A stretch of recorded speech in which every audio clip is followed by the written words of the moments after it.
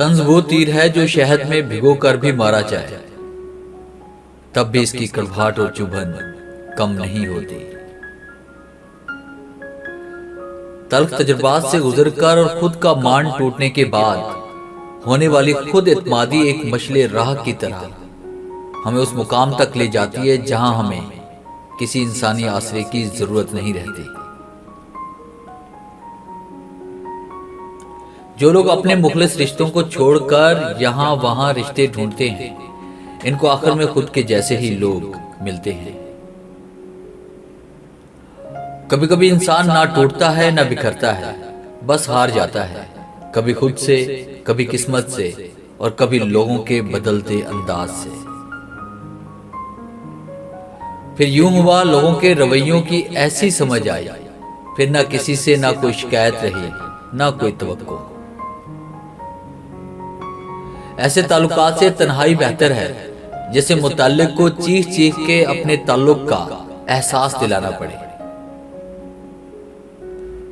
خوشی کے 5 اصول: نفرت کرنے والے مت بنے، فضول فکریں مت پالیں، سادگی اپنائیں، زیادہ دینے والے بنیں اور توقعات کم رکھیں۔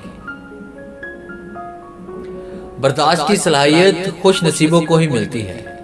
اخلاق کا حسن جب انسان میں آ جائے وہ خالق اور مخلوق دونوں کا محبوب بن جاتا ہے۔ ہر شخص بھلے ہی اچھا نہ ہو لیکن ہر شخص میں کچھ نہ کچھ اچھا لازمی ہوتا ہے۔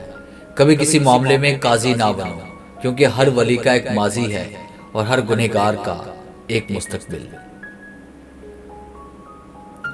یہ دنیا بہت خوبصورت اور پرامن ہو سکتی ہے اگر ہر انسان دوسرے انسان کو زندگی گزارنے کا وہی حق دے جو وہ اپنے لیے چاہتا ہے۔ اچھی امید اور اچھا گمان ایسی چھاؤں ہے جو اپنے دامن میں انسان کو پناہ دے کر مایوسی کے سمندر میں ڈوبنے سے بچاتے ہیں۔ خوش رہنا چاہتے ہو تو یہ باتیں اپنی زندگی میں شامل کر لو۔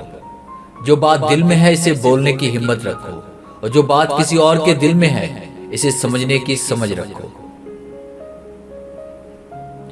جتنی ذہانت کسی کی بات کا جواب دینے کے لیے ضروری ہے اسے کہیں زیادہ ذہانت اس کی بات کو سمجھنے کے لیے ضروری ہے۔ کچھ بھی ایک جیسا نہیں رہتا، پھر وہ چاہے وقت ہو، حالات ہوں یا انسان۔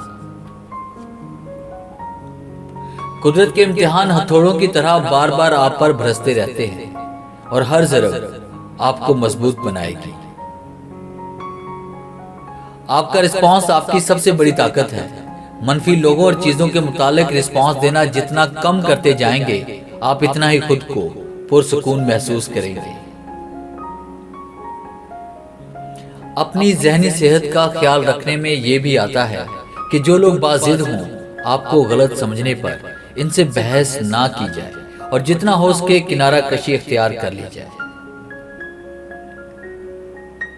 جب زندگی میں دعائیں کم ہوں تو دعائیں بڑھ جاتی ہیں۔